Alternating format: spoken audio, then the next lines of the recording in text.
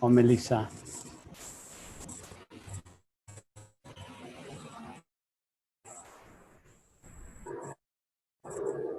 Empieza Andrés, doctor, pero todavía no se conectan porque empieza en 2 minutos. Ya, le esperamos.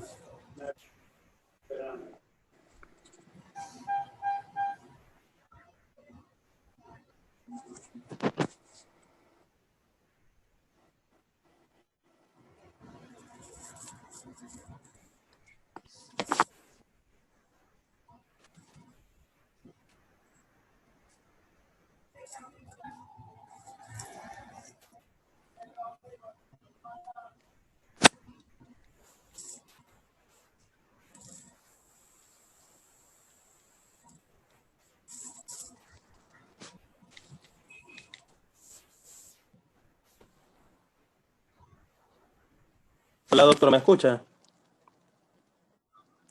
Sí.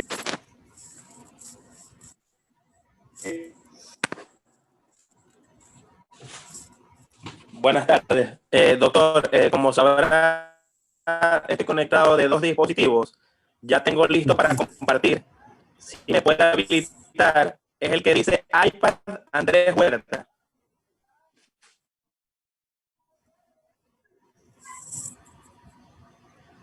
Buenas tardes, doctor. Que le conecte iPad Andrés Huerta. iPad. Pero ese es el nombre de él, pero él no sale. No, para conseguir.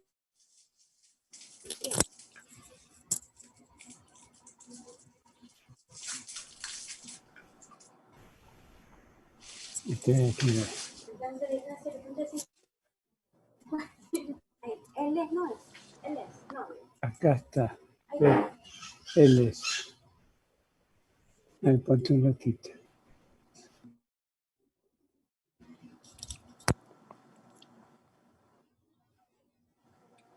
No es con él. No le puse. A ver, Andrés.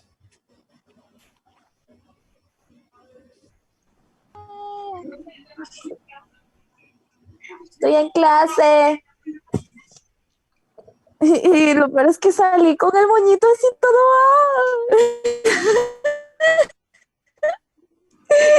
Y yo, apaga la cámara.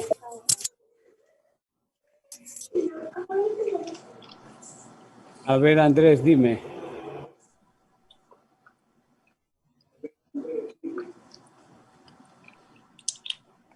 Ya estoy Andrés. enviando, doctor, las diapositivas para que se proyecten. Ya. Ahí deben estar apareciendo. Sí. Ya aparecieron. Está. Y Andrés, podemos empezar.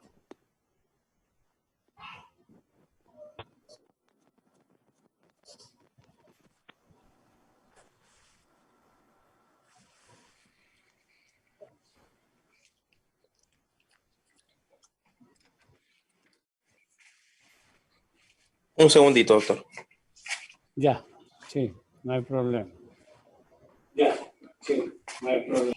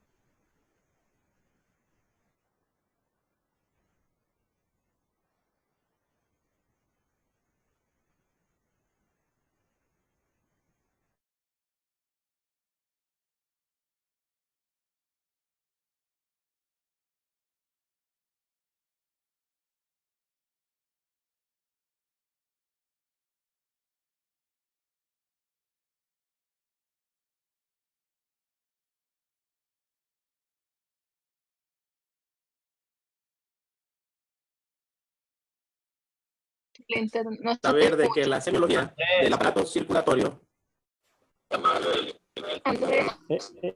Suena muy entrecortado, Andrés. Yo te recomendaría mejor apagar la cámara Andrés para Canteverde. ver si así suena mejor.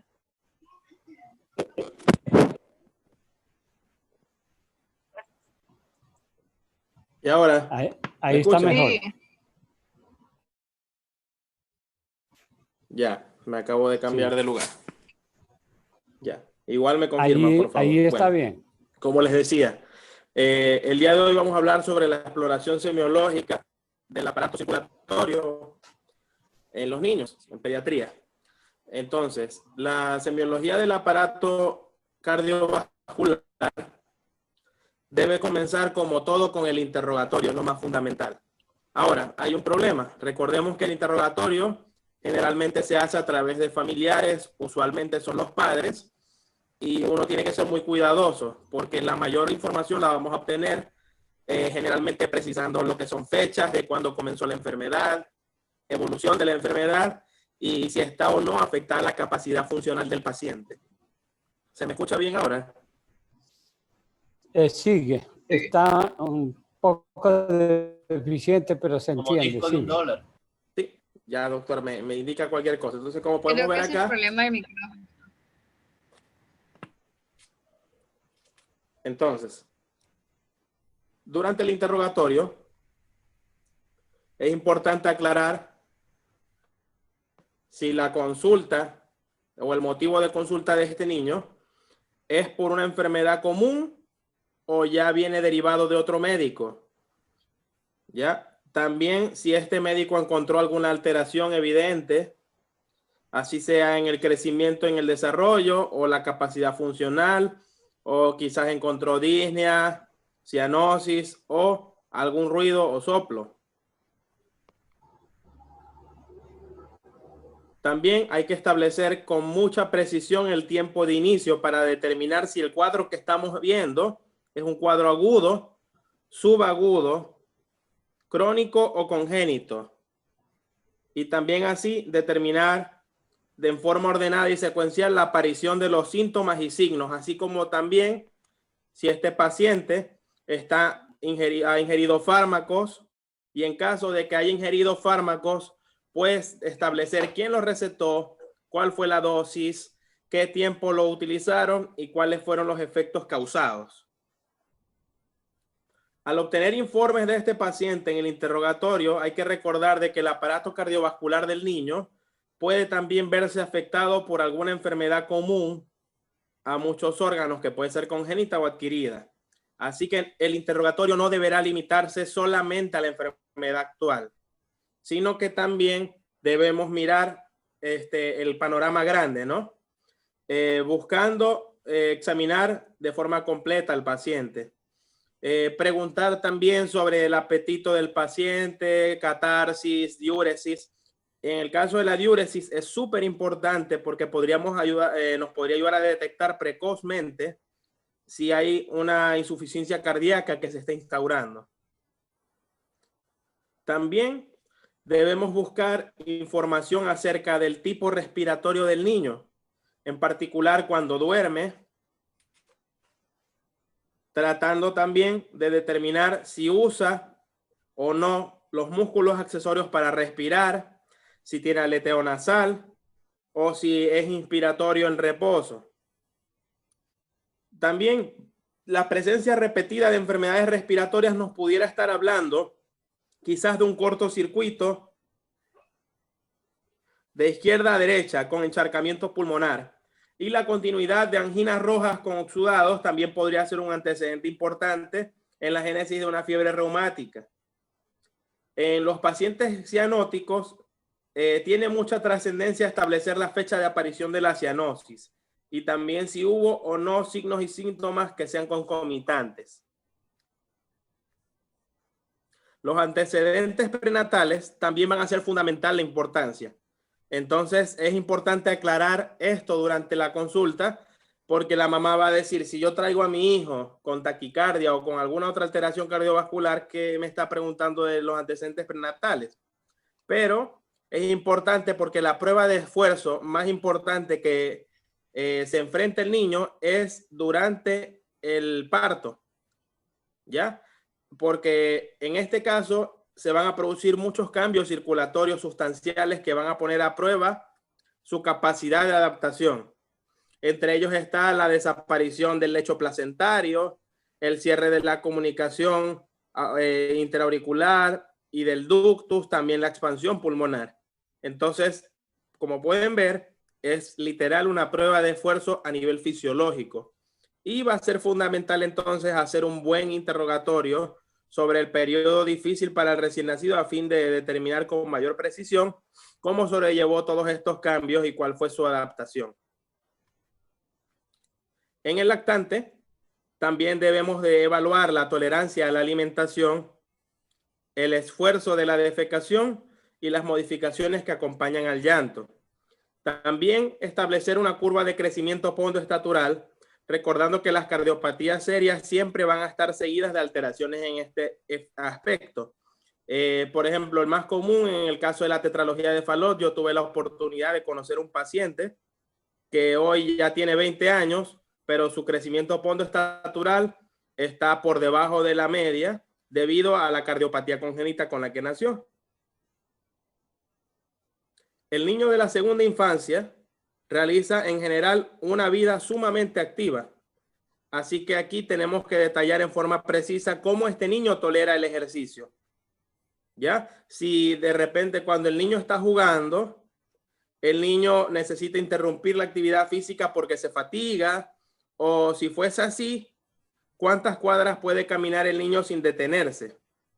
Algunas cardiopatías, algunos pacientes cardiópatas adoptan para poder descansar una posición que se le llama en cuclillas o squatting, que podemos ver acá en la presentación. Si ven el dibujo.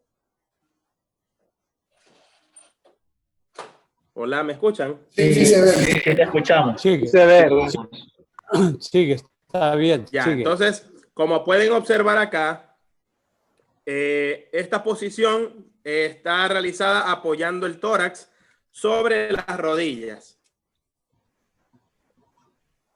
Este hallazgo usualmente es frecuente en pacientes que tienen hipertensión en el cono de la salida de la arteria pulmonar, sobre todo en quienes padecen tetralogía de Fallot, que lo veníamos conversando. Debemos recordar que si el paciente también tiene un hermano que sea cardiópata, sus posibilidades de padecerla van a estar alrededor del 2%. Pero si ya son dos hermanos cardiópatas, la frecuencia va a ser mucho mayor.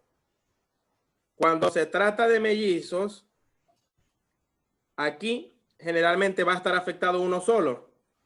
Sin embargo, los padres que padecen cardiopatías congénitas, ya sea que haya sido tratada o no, van a tener una posibilidad del 3% de tener un hijo cardiópata.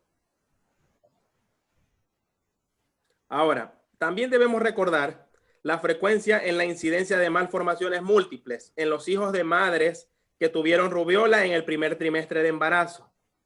Pues también se ha descrito la presencia de miocarditis en los hijos de madres que hayan tenido infecciones agudas, por ejemplo, por el virus del Coxsackie-B, en las últimas semanas del embarazo.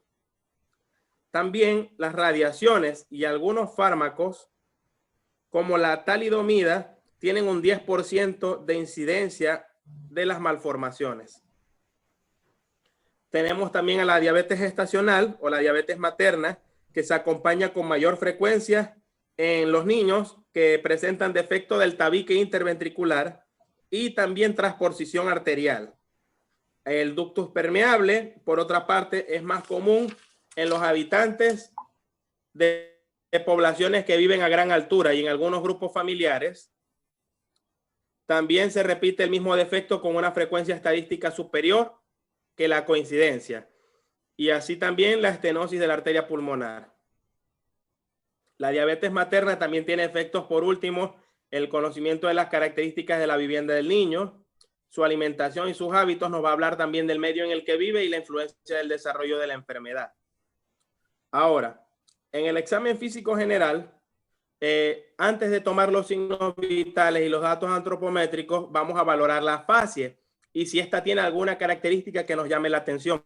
Por ejemplo, sobre su estado nutricional, cómo está el color de la piel, cómo están las extremidades. Y cuando terminemos estas secuencias que vamos a explorar propiamente el aparato circulatorio, siguiendo siempre los pasos semiológicos de costumbre, obviamente la inspección, palpación, percusión y auscultación del área precordial. Durante la inspección vamos a efectuar observando la región precordial y otras zonas corporales, donde con frecuencia podremos observar signos que acompañan a las patologías cardíacas. Como primero tenemos a la cianosis, que es la coloración azulada de piel y mucosas. Este tipo de condición se observa cuando en la sangre periférica va a estar reducido una cantidad mayor a 5 gramos de hemoglobina. Es detectada con mayor precocidad en la mucosa de la boca y en los pabellones auriculares y de las uñas. También puede producirse. ¿Me escuchan? Sí, Sigue, Sí. sigue adelante. Está bien, sigue. También puede producirse cuando hay una lesión pulmonar, que en este caso, producto de la lesión, se mezcla la sangre venosa con la arterial y esto causa alteraciones en la concentración de hemoglobina. También esto causa una disminución de la velocidad de la corriente sanguínea periférica. Sin embargo, en este último caso se trata de acrocianosis, es decir, cianosis de las extremidades, donde vamos a ver que se afectan manos y pies. Y es una observación común y fisiológica en el recién nacido. Por otro lado, no ocurre lo mismo cuando la cianosis está observada en mucosas, pabellón auricular, ya que su hallazgo siempre suele ser patológico. En este aspecto me gustaría comentarles de que el papá no te llega diciendo que el niño tiene cianosis o que tuvo episodios de cianosis, sino que el niño se puso azul o que el niño se puso morado. Entonces es importante que sepamos que de esa forma lo conocen los papás, ¿no? Ahora, durante la inspección, cuando no sea rigurosamente exacto, como método de observación, hay que saber que la cianosis de causa pulmonar mejora cuando suministramos oxígeno y con el llanto, pero no se modifica con oxígeno y empeora con el llanto. Aquí hablamos de un cortocircuito venoso arterial. Para que se produzca cianosis por cortocircuito, es necesario que coexistan por lo menos 2 defectos cardiocirculatorios. Es decir, por ejemplo, una comunicación anormal entre la circulación del corazón derecho e izquierdo y también una obstrucción del flujo sanguíneo por delante de esa comunicación en el lado derecho, que a su vez va a generar una hipertensión derecha en el paso de la sangre a la izquierda. Si no, el cortocircuito se hace en el sentido inverso, siguiendo la ley de la menor presión. En la inspección también puede aparecer cuando hay un defecto suficientemente amplio como para que se produzca unión de ambas circulaciones para que esta mezcla determine la aparición de cianosis. Aquí el cortocircuito va a tener que afectar a 30% del volumen minuto. La comprobación de la cianosis está demostrando la hipoxemia y una de las respuestas orgánicas que la va a acompañar como intento de compensarla va a ser la poliglobulia. En efecto, por ejemplo, la cianosis prolongada está vinculada al aumento significativo de los glóbulos rojos y de las cifras de hemoglobina circulante. Cuando ya pasa cierto tiempo, se producen trastornos de la coagulación sanguínea que tienden a sangrar anormalmente, por ejemplo, en una intervención quirúrgica. Hay otras condiciones que se les llaman las crisis anóxicas de los pacientes cianóticos, que van a ser episodios de confusión mental o pérdida del conocimiento que vienen acompañados con palidez, un color gris terroso y a veces convulsiones. Todo esto evidentemente por la hipoxia a nivel del sistema nervioso central. Aparecen con cifras de glóbulos rojos que van a estar por encima de los 7 millones y hemoglobina por encima de 18 y expresan alteraciones del sistema nervioso central que van a estar relacionados a la hipoxia prolongada y modificaciones de la coagulabilidad sanguínea. Son un índice de gravedad también en la evolución, dado que cada una de estas crisis va a afectar de mayor o menor grado a la corteza cerebral. La cianosis que aparece en el lactante o en el niño de edad preescolar Generalmente se debe a cardiopatías de cortocircuito de izquierda a derecha, o sea, las arteriovenosas. Y estas se complican con hipertensión arterial pulmonar, invirtiendo el cortocircuito de derecha a izquierda. Esto puede también suceder en la comunicación interventricular, en la comunicación interauricular, en la persistencia del conducto arterioso, las fístulas aortopulmonares, la desembocadura anómala de venas pulmonares en la aurícula derecha o la vena cava superior, como por ejemplo el complejo de Eisenberg y el aneurisma del seno de Valsalva abierto en cavidades derechas. Ahora, está el signo de hipocratismo digital o los famosos dedos en palillo de tambor.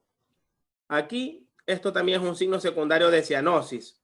De hecho, en adultos también se observa en pacientes que ya tienen cardiopatías, que son ya de evolución larga, donde vamos a ver de que aquí los dedos, cuando los observamos de perfil y rotándolos, tienen una pérdida de la angulación y deforman la uña y las partes blandas.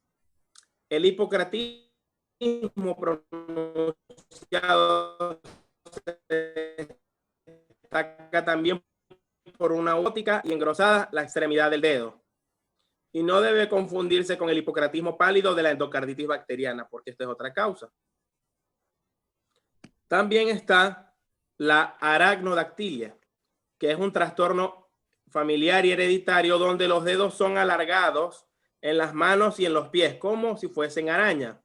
Aquí el 50% de los casos va a estar asociado a anomalías congénitas del corazón, como una aorta hipoplásica, una coartación de la aorta, también la persistencia del conducto arterioso, comunicación interauricular, entre otros.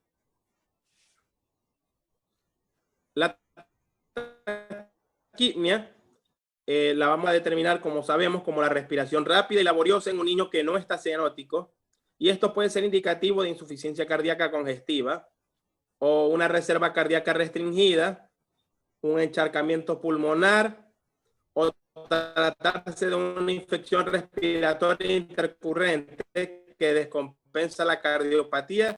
Regularmente se trata de cardiopatías que son de tipo comunicación interventricular o persistencia del conducto arterioso.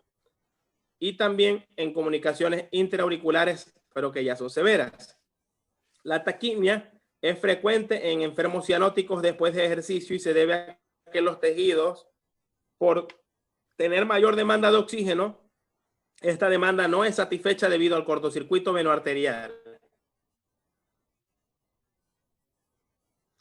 Están los abovedamientos, en los que la mayoría de las modificaciones esqueléticas las vamos a apreciar en el tórax. En el niño no obedecen alteraciones cardíacas. De hecho, el aumento del diámetro anteroposterior con descenso de las costillas.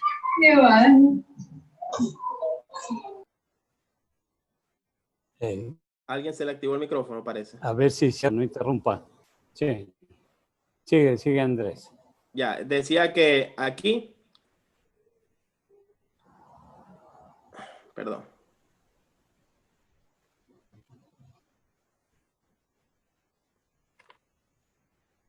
Ya. Decía que aquí en este tipo de condiciones vamos a ver que el niño que presenta un tórax en tonel es común también en el enfisema pulmonar prolongado, característico en los niños con asma. Otra deformidad de tórax frecuente va a ser el tórax en carena o pecho de paloma, que aquí suele ser hereditario y familiar, pero no tiene vinculación con malformaciones cardiovasculares. Lo mismo también puede darse en el hundimiento de las partes inferiores del esternón, que se le conoce como tórax de zapatero. También la presencia de una cardiomegalia parcial o global de los primeros meses de vida podría modificar la arquitectura esquelética y determinar la aparición de abovedamiento precordial. Recordemos que el corazón está en una región donde su espacio es limitado y restringido, y a medida que el niño va creciendo, todo tiene que ir creciendo acorde para que los espacios entre una y otra estructura se respeten y se pueda dar el funcionamiento mecánico, ¿no? Entonces, si se da un abovedamiento precordial, va a estar acompañado de latidos cardíacos que son visibles fácilmente. También el choque de punta hacia afuera y en casos de hipertrofia significativa puede comprometer el ventrículo izquierdo. Durante la palpación del pulso arterial, en la exploración vamos a ver la frecuencia, la calidad, la amplitud y el ritmo. Va a ser palpable en las arterias como la carótida, radial, cubital, femoral y la pedia. Van a haber algunos trastornos del ritmo cardíaco, como en las extrasístoles supraventriculares, en las ventriculares, el bigeminismo, las taquicardias y las bradicardias pueden orientarse con la palpación del pulso. Hay alteraciones características del pulso que acompañan también a ciertas patologías. Entre las más comunes tenemos el pulso parvus o el pulso filiforme, que es un pulso de pequeña amplitud y significa que las presiones sistólicas y diastólicas están muy próximas. Es un signo de vasoconstricción y señala disminución del volumen minuto. Aquí observamos el pulsus parvus en la hipertensión arterial, en la estenosis mitral, en la estenosis pulmonar severa, en el derrame pericárdico, en la miocarditis o en la insuficiencia cardíaca. Está también el pulso alternante, que se presenta como una onda fuerte y débil en sucesión y en ausencia de alteraciones del ritmo cardíaco. Se observa en algunas hipertensiones arteriales graves y también insuficiencia cardíaca a predominio izquierdo. Está también el famoso pulso saltón o el martillo de agua, que se caracteriza por una onda fuerte poco sostenida, que se colapsa rápidamente. Aquí básicamente estamos hablando de una expulsión ventricular izquierda en un árbol arterial con poca resistencia. Se observa en estados circulatorios hipercinéticos como el hipertiroidismo o en la anemia, la persistencia del conducto arterioso, la fístula arteriovenosa e insuficiencia aórtica. Está también el pulso bigeminado, que resulta de la presencia de extrasístoles alternadas y acopladas que se van a traducir por latidos en pareja con una pulsación aumentada o normal y una pequeña. Se la observa también en la acción digitálica intensa. Tenemos también el pulso paradójico, que es cuando la onda del pulso se hace muy pequeña o desaparece durante la inspiración. Esta la vemos en el derrame pericárdico y en la pericarditis crónica constrictiva. Pulso venoso es suave y ondulante y generalmente se ve pero no se palpa. La compresión abdominal aumenta la presión venosa y cambia con la postura. En la primera infancia no va a ser de mucha utilidad diagnóstica. Tenemos también el choque de la punta, que es el latido o choque que se palpa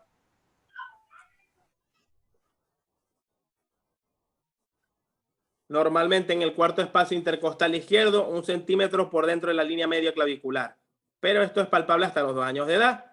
Después se palpa en el quinto espacio intercostal sobre la línea medio clavicular, 1 centímetro de ella. En los crecimientos del corazón, este latido apexiano va a desplazarse hacia abajo y hacia la izquierda o hacia abajo y a la derecha. Cuando palpamos el choque de la punta, se debe apreciar la fuerza, la ubicación y la expansión. A veces hay que buscar también posiciones especiales para localizarlo y una de ellas es la famosa maniobra de Pachón o la posición de Pachón, y otras veces hay que sentar el niño o inclinarlo marcadamente hacia adelante. Una maniobra recomendada en los casos difíciles de palpar el choque de punta se coloca en posición sentada o de pie.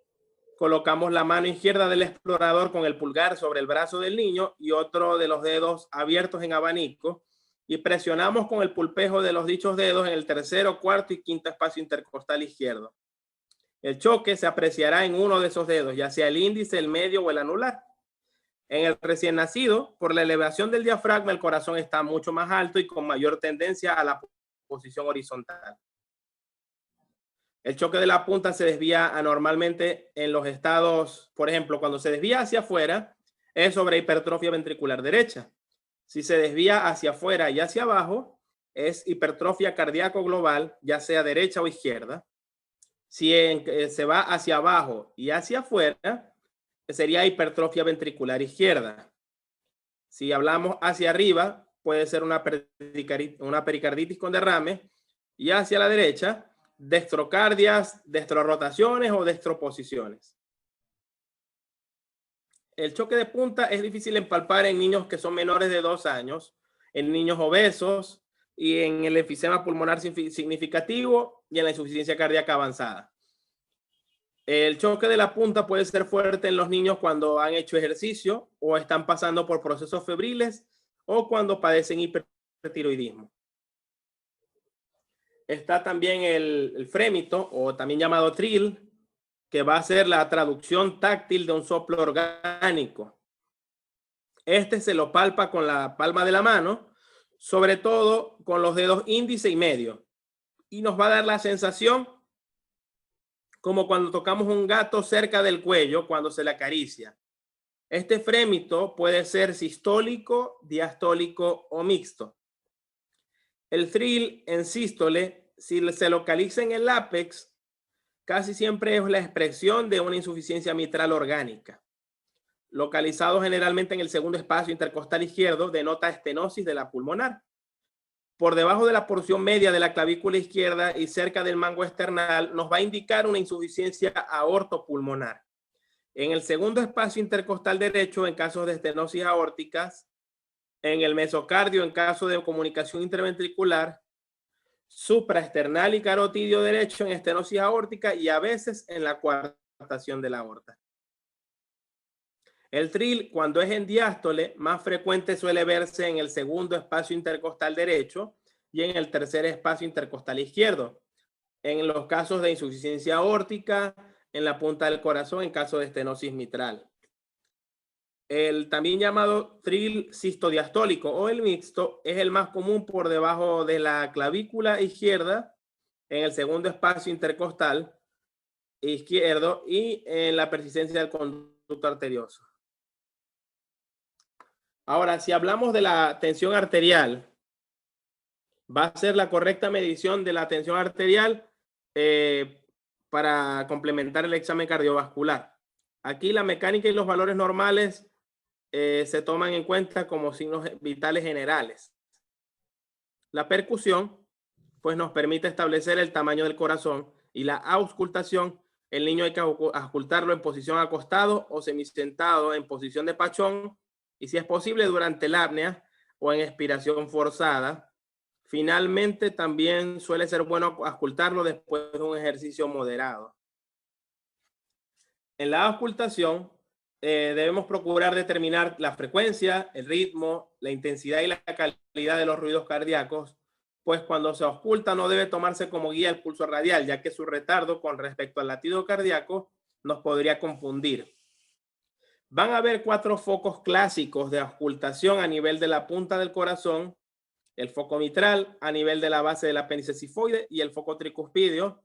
En el segundo espacio intercostal izquierdo, el foco pulmonar. En el segundo espacio intercostal derecho, el foco aórtico.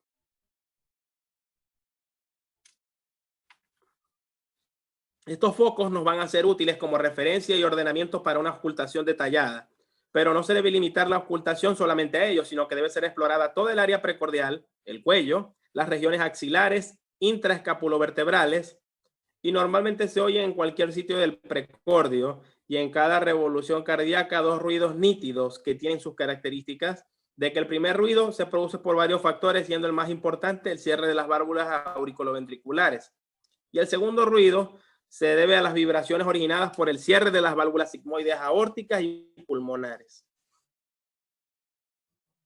Cuando hablamos de recién nacido y los ruidos cardíacos van a ser de igual en intensidad.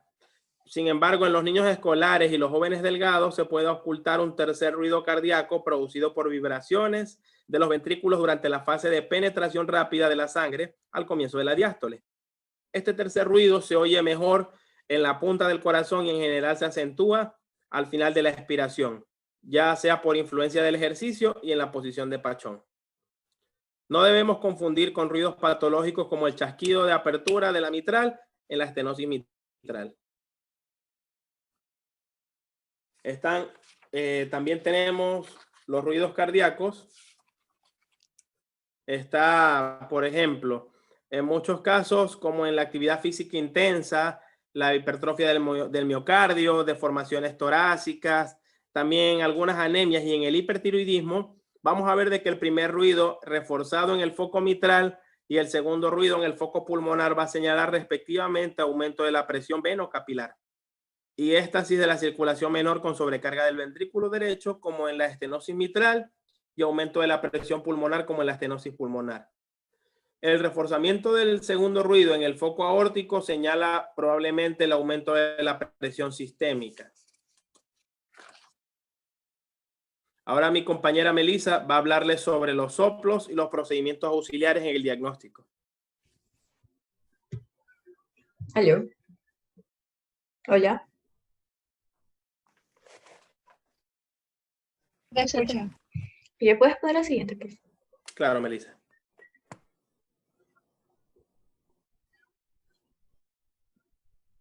Ya, siguiendo con los ruidos, hablando sobre los ruidos apagados, estos los vamos a encontrar usualmente en obesidad, en enfisema pulmonar, derrames pericárdicos, miocardiopatías y en cualquier tipo de shock.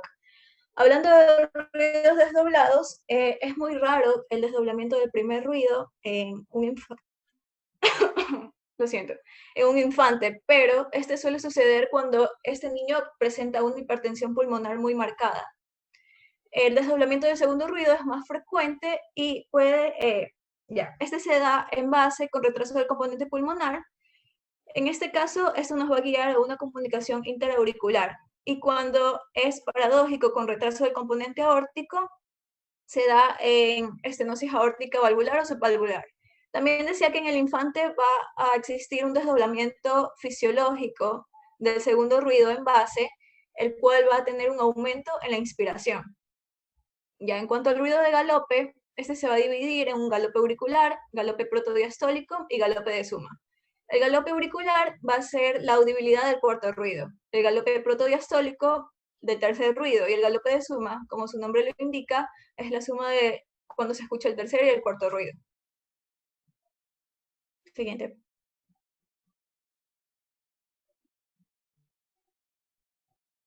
Ya en cuanto a los soplos, estos se van a dar por flujos turbulentos, va a estar relacionado con la velocidad y con la viscosidad de la sangre. Se van a dividir tanto en soplos orgánicos y anorgánicos. En el libro decía que los soplos orgánicos se dan por alteraciones vasculares y valvulares.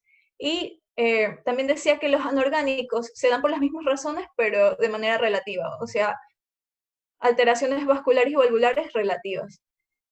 Ya vamos a tener la división de los soplos dependiendo de la zona en la que estos ocupan, ya sea en la sístole o en la diástole. Vamos a llamar un soplo holosistólico o holodiastólico cuando este ocupa toda la sístole y toda la diástole. Proto cuando ocupa el inicio, meso, el medio y tele al final. También se van a dividir los soplos por su intensidad en 4 grados. El grado 1 es cuando lo ocultamos apoyando el estetoscopio sobre el tórax. El grado 2, cuando lo ocultamos apoyando el estetoscopio sobre la mano y la mano estando sobre el tórax. El grado 3, cuando lo ocultamos apoyando el estetoscopio en la porción inferior del antebrazo y que este a su vez esté apoyado en el tórax. Y el grado 4, cuando también lo escuchamos apoyando el estetoscopio en el 1/3 medio del antebrazo. Ya decía que el grado 1 y 2 pueden ser tanto orgánicos y anorgánicos, y el grado 3 y 4 siempre van a ser orgánicos y van a estar acompañados de frémito. Siguiente.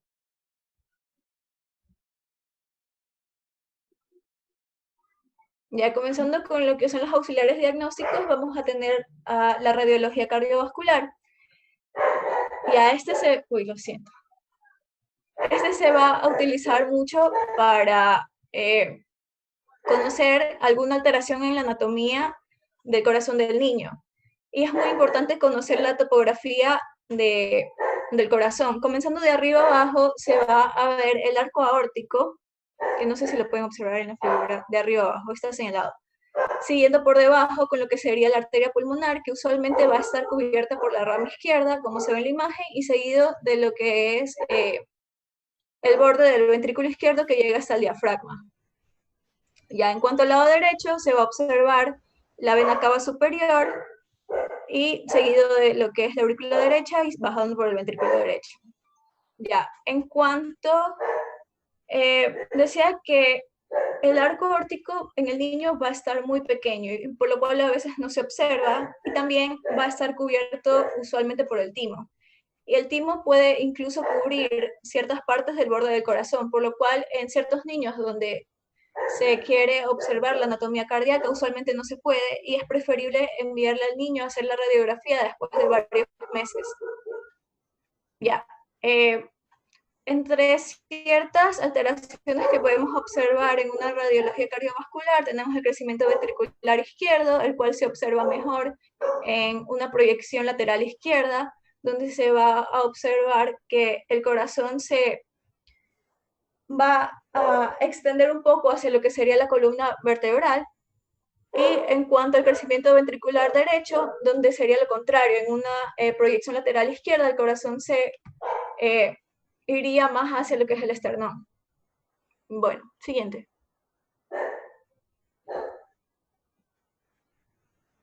Y en cuanto a la electrocardiografía, vamos a tener que esta sirve para evaluar crecimiento de cavidades, también nos va a ayudar a conocer la frecuencia cardíaca del niño, alteraciones en la actividad eléctrica o algún desequilibrio electrolítico. La frecuencia normal del niño va a ser mayor a la de un adulto. Usualmente en los primeros meses estos manejan una frecuencia cardíaca de 120 latidos por minuto, que mientras ellos van creciendo, esta frecuencia cardíaca va haciéndose más similar a la del adulto. Y cuando el niño tiene entre 10 y 14 años, ya va a manejar una frecuencia cardíaca de 80 latidos por minuto. Ya también decía que, como se ve en el electrocardiograma de aquí, cuando un niño es un recién nacido y se le hace un electrocardiograma, usualmente presenta en la derivación B1 una onda T negativa, como se ve en la imagen. Y esto puede quedarse de esa forma o mientras va creciendo, esta T se va haciendo positiva. Y también decía que en niños de raza negra se va a observar esta T negativa también en B3 y en B4. Ya sobre ciertas patologías, en caso de que un se observe una sobrecarga del ventrículo derecho, ciertas patologías que dan esta son el grupo Fallot, la estenosis pulmonar, la comunicación interauricular, la transposición completa de grandes vasos, el drenaje venoso anómalo en la vena cava superior y la aurícula derecha.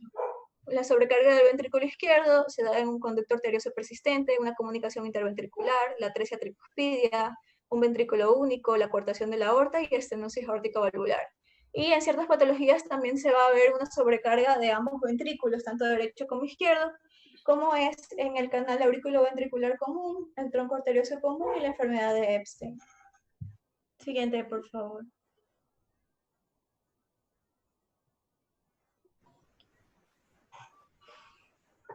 Bueno, continuando, vamos a tener que este sirve para evaluar las sobrecargas de las cavidades del corazón y alteraciones que se observan, alteraciones de las fibras que se van a traducir como trastornos de conducción. Ya se dice que este es un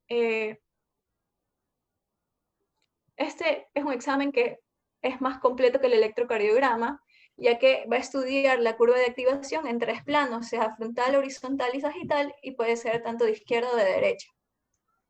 Existen varios métodos para realizar este examen, pero el método más común es el método del cubo o el método de Grisham.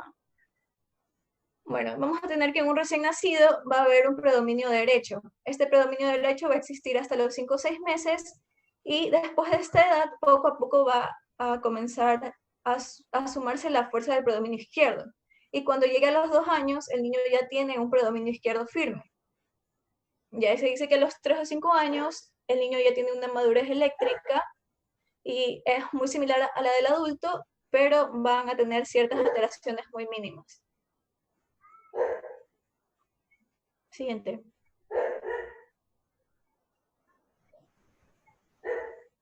Ya, en cuanto a la angiografía, ya, los röntgenogramas se van a obtener durante la opacificación del corazón por medio de contraste que va a ser inyectado intravenosamente. Usualmente en los niños se usa la anestesia general para este examen. Y es muy peligroso realizar este examen en niños que tengan una cardiopatía congénita cianótica, ya que puede existir una derivación del medio del contraste del corazón del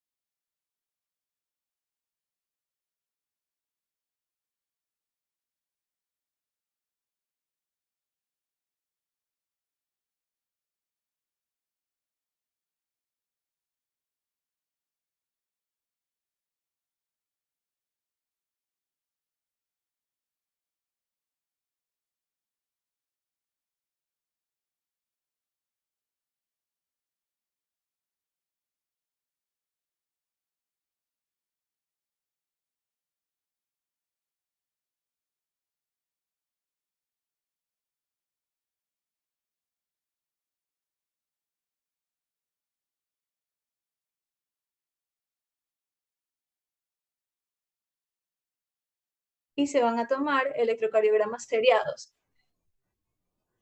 Y en cuanto a la ecocardiografía, como sabemos, estos van a ser rebotes de ultrasonidos de las estructuras intracardíacas y nos va a ayudar a medir las dimensiones de las cavidades y también cualquier anormalidad del llenado de estas cavidades. Siguiente, por favor.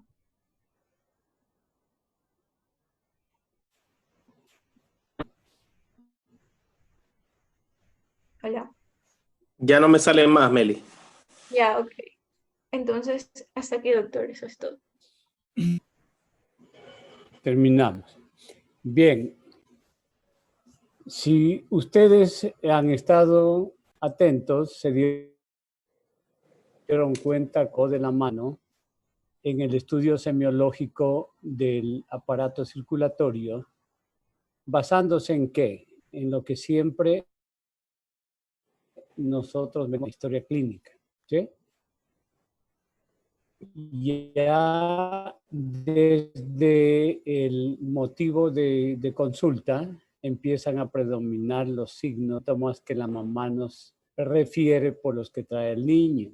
En la evolución de la enfermedad actual, esto se acentúa y se forma inequívoca el predominio de los signos y síntomas que nos hacen sospechar al final de diagnosis de que en definitiva el aparato afecto es el cardiocirculatorio. Y si a esto sumamos otra parte más de la anamnesis, los antecedentes patológicos personales y familiares, cada vez se va armando más el cuadro de una de origen cardiocirculatorio. Y luego de la anamnesis, cuando pasamos al examen físico, nos podemos dar cuenta que tiene el buen examen físico. Con simplemente un estetoscopio, nosotros, sin ser pediatras y peor cardiólogos, estamos en capacidad de hacer diagnósticos de certeza, sin utilizar ninguno de los exámenes que muy bien nos dijo Melissa. Con solamente el examen físico hay una serie de patologías que usted las puede encontrar.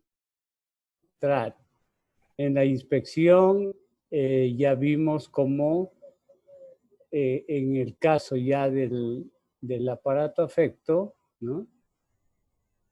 La inspección por fuera y por dentro del área cardíaca. Por fuera del área cardíaca están las fascias, ¿no? Donde podemos encontrar alteraciones típicas del circulatorio, podemos encontrar cianosis, podemos encontrar signos de dificultad respiratoria que son de origen cardíaco. ¿Sí? Y por dentro ya, por fuera, aún más podemos ver en los dedos de las manos aquellas alteraciones tan típicas, los dedos en palillos de tambor y la alteración de las uñas en vidrio de luna de reloj esmerilado, como nos dijo el compañero. Esas deformaciones congénitas que hace parecer los dedos de las manos a las patas de una araña. ¿Sí? Y por dentro, propiamente dicho, en la inspección ya vimos todas las posibilidades que hay si es que se observa una depresión del área cardíaca, o lo contrario, abultamientos, ¿no? Circulación colateral, alteraciones cutáneas, alteraciones en la forma del tórax, etcétera, etcétera.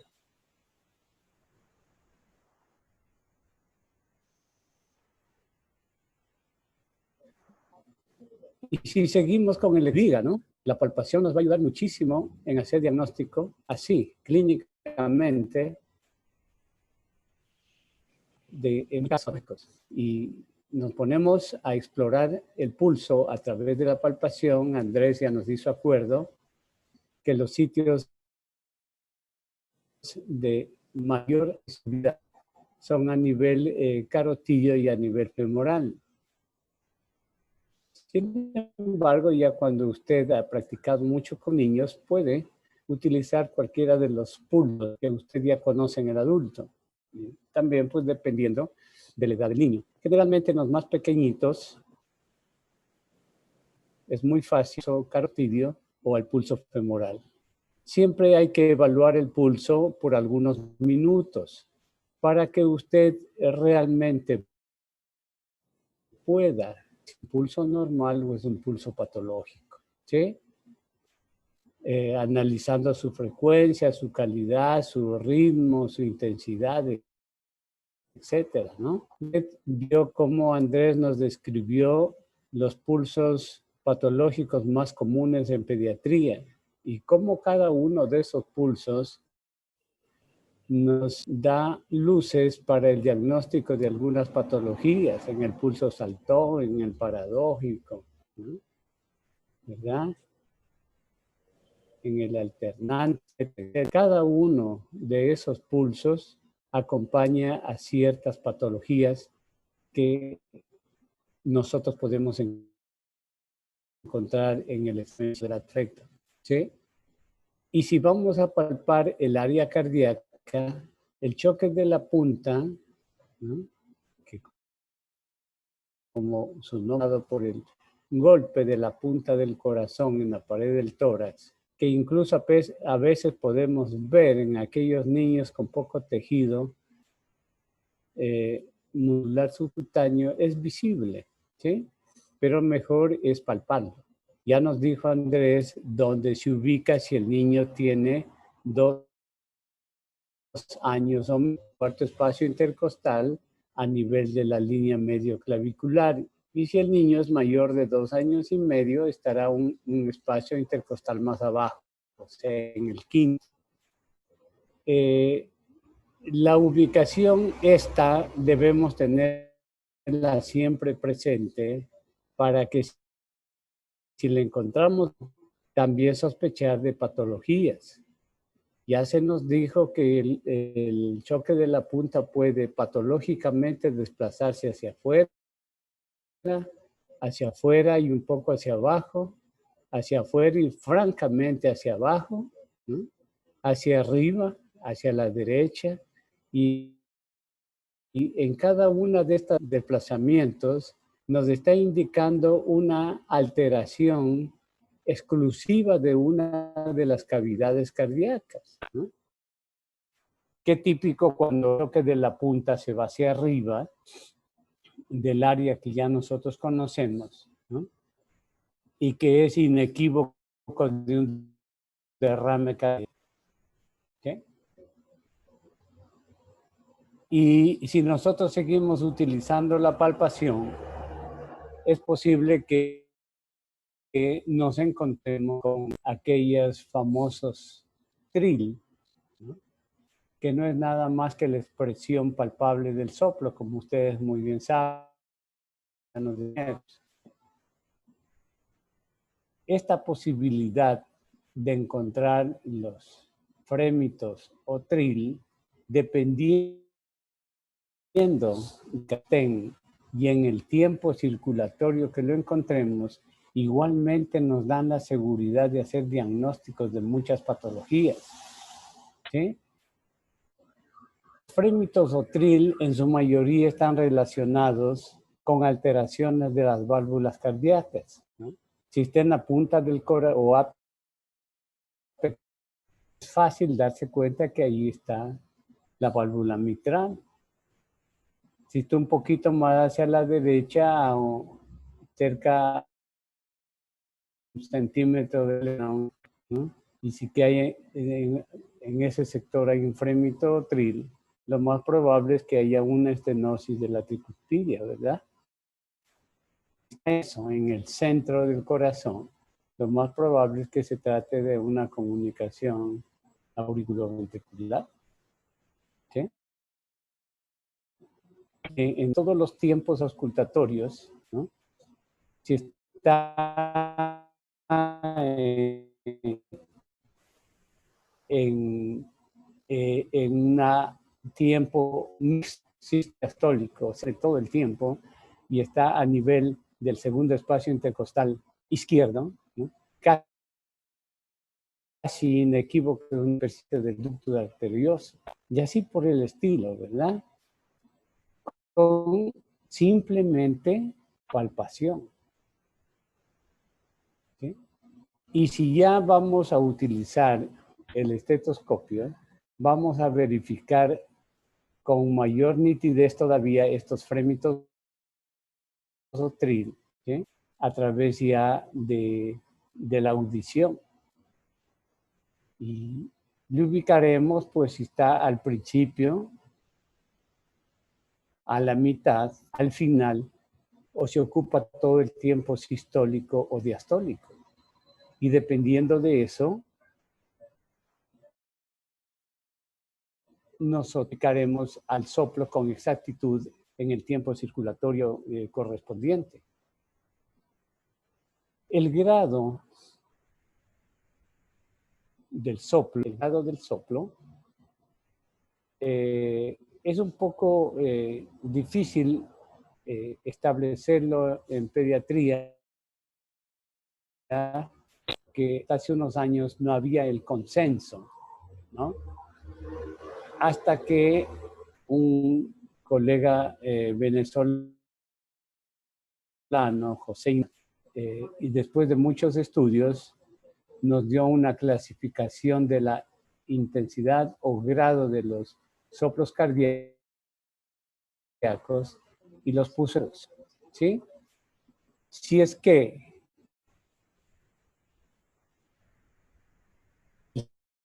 usted le ubicó, usted pone su mano sobre el foco,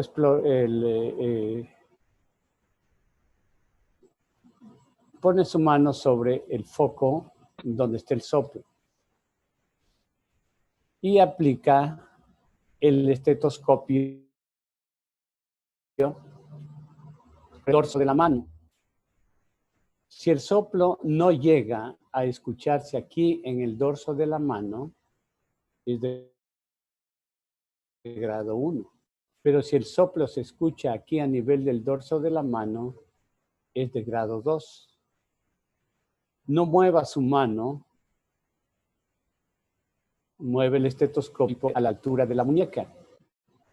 Si el soplo no llega acá a este nivel, definitivamente es de grado 2. Pero si el soplo llega acá, el soplo es de grado 3.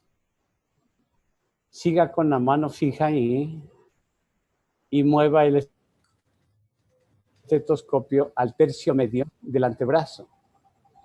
Si el soplo no llega a este nivel, definitivamente es de grado 3. Pero si a este nivel, el soplo es de grado 4. ¿Sí? Entonces, soplo de grado 1, el que se escucha solo del tórax. De grado 2, si es que llega al dorso de la mano. De grado 3, si llega hasta la muñeca. Y de grado 4, si es que llega del antebrazo. Y ya nos dijeron los compañeros que los soplos 1 y 2 generalmente son anorgánicos. No van acompañados de daños estructura corazón o de algún vaso. Y que los soplos grado 3 y 4, esos sí son soplos orgánicos, que siempre van acompañados de alguna alteración a nivel del corazón o de cualquiera de sus componentes vasculares. ¿Sí? Esa es la manera más sencilla y más práctica de nosotros de establecer la ubicación exacta del soplo, el tiempo circulatorio en el que se presenta, si es diastólico, sistólico, mesotelórico, mesosistólico o constante o mixto, y de qué grado es, ¿verdad? ¿Sí? Ya nos explicó también Andrés sobre las alteraciones, el desdoblamiento de los ruidos cardíacos, ¿no? Los cardíacos pueden alterarse en cuanto a los tiempos circulatorios, a su ubicación, pueden darnos una falsa alteración en estados físicos de esfuerzo. Ya se nos dijo también que las pruebas de esfuerzo en pediatría, esto por ciertas actividades. Un recién nacido se lo puede someter a una prueba de esfuerzo en el momento que está lactando, ¿sí? O en el momento que llora. ¿Sí? A un niño más grandecito que ya tiene más motricidad, se lo puede hacer, pero se lo puede hacer que se pare y salte sobre su camita, ¿no? Y si ya son niños preescolares en adelante, someterla a una prueba de esfuerzo es mucho más sencillo, ¿verdad? ¿Preguntas que quieran hacer?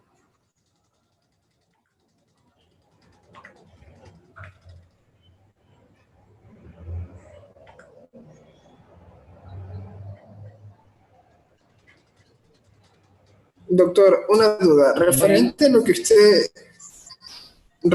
que usted dijo, lo de los soplos para cuantificar en qué grado son, si es grado 1, 2, 3 o 4, ¿esa técnica netamente es pediátrica o también se lo puede adultas? No he visto que le apliquen a personas, en adultos. Yo lo que más he visto es hasta un grado 6, ¿no? Pero es diferente. Esto no sirve para los niños nada más. ¿Hasta qué edad se puede utilizar esta técnica, doctor? Es bueno que ustedes también tengan en cuenta que cuando estén evaluando muchos niños, de pronto a ustedes les va a tocar una escuela, un área donde hay muchos niños. Y al hacerle el examen físico general, se van a encontrar con un soplo. No armen de golpe a los papás, investiguen porque puede ser simple y llanamente un soplo inocente. Soplos inocentes que se presentan obviamente hasta que el niño va cerrando sus cavidades cardíacas, que normalmente demoran un poco más en cerrarlos, pero que no es patológico, ¿sí? Y que desaparecen espontáneamente a partir de la edad de preescolar y escolar, ¿sí? Y es bueno tener esto presente porque hay un alto porcentaje. Algunos autores hablan incluso por ciento de niños en edad de lactante y preescolar que presentan soplos inocentes y no son patológicos. Y nosotros podemos hacer familia si es que no tenemos la opción. ¿Qué más?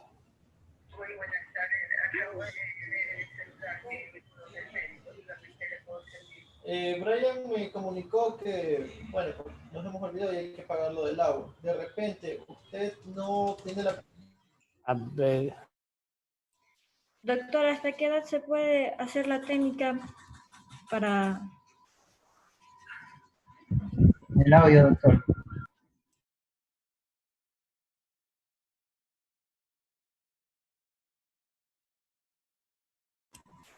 Tiene apagado el micrófono, doctor. ya. A ver, Catherine. La técnica, ¿hasta qué edad se la puede aplicar en los niños? Del soplo, sí, hasta toda la edad pediátrica. Correcto. ¿Okay? Listo. Sí, ¿Sí me escucharon lo de test?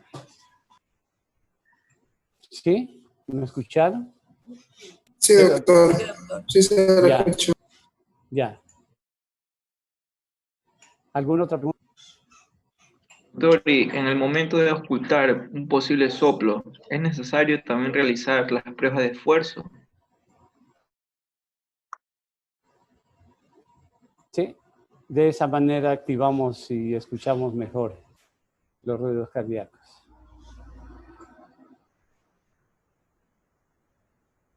¿Qué más? Bueno. Si no hay más preguntas, terminamos por hoy. La continuamos el día miércoles. Como siempre, cuídese mucho y estudie bastante. Nos vemos. Gracias. Hasta luego, doctor. Gracias, doctor. Pase bien. Doctor. Pórtese bien. Que me ames igual, yo quiero estar contigo.